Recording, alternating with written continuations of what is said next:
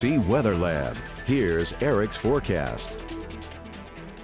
Our weather is just about like clockwork this week as we start off with a good bit of sunshine, temperatures in the mid to upper 70s, and then by late morning into the afternoon, that sea breeze pushes inland and that sparks off those scattered showers and storms. They only last 20-30 minutes and then they move out of your area, and that's what we saw again today. That pattern looks to stick with us into the new work week, but what we will be watching is the Gulf of Mexico and the tropics by the end of the week and into next week, and I'll have more on that in just a little bit. But here's the big picture across the 48. Still watching a couple systems. We have an area of low pressure just off the Carolina, Virginia beach, but that's moving more offshore and pushing more out into the Atlantic. Not really a whole lot associated with that. We have another little low pressure system down here along the Florida Panhandle that continues to produce heavy rains back through the Big Bend region, where Tampa, they've seen more than a foot of rain over the last several days, and with more rain coming, not looking good for them. And then we have a weak front or trough, more or less, that extends back along the Gulf Coast, and that's what's been producing our scattered showers and storms. And then we have the severe weather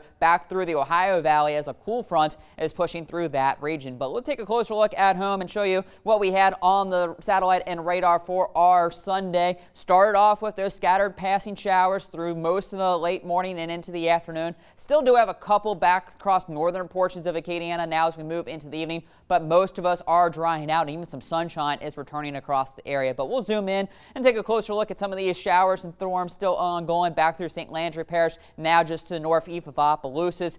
On the other side of 49, heading off to the east, we got that system. And then we have another round of showers back towards Eunice up to Mamou and Iota. That is all moving off to the northeast at about 15-20 miles per hour. It is sustaining, so some light to moderate showers will continue through those areas. Could maybe brush by Ville Platte within the next 10 to 15 minutes or so, and could maybe hold together and get to Opelousas as we head a little bit after 6 o'clock and getting closer to 6:30. But just kind of keep that in mind if you live across some of the northern parishes of Evangeline and St. Landry. You could still have a passing shower for the next hour or two. Temperatures today started off around 76 degrees. We made it up to 90 degrees. Then the showers rolled through, cooling us down into the lower 80s. But with that sunshine bouncing back up, we've warmed back to 88 degrees here in Lafayette and New Iberia. Most other locations have returned back to those upper 80s. A little bit of humidity, so feeling like the mid 90s. So going to be a little bit more on the warm and muggy side for the rest of our Sunday night. But it does look like most of us will turn dry within the next hour or two.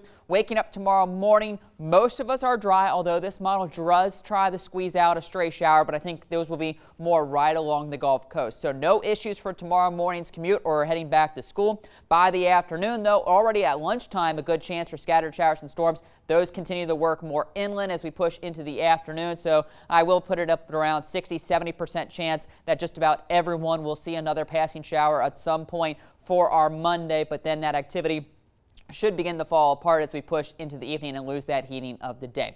Now, scattered showers and storms will stick with us just about every afternoon as we continue to have that kind of trough water along the Gulf Coast with plenty of tropical moisture in place. But what we will start to watch by about Wednesday is this big blob of red. That's a big tropical wave, lots of moisture moving into the southern Gulf of Mexico.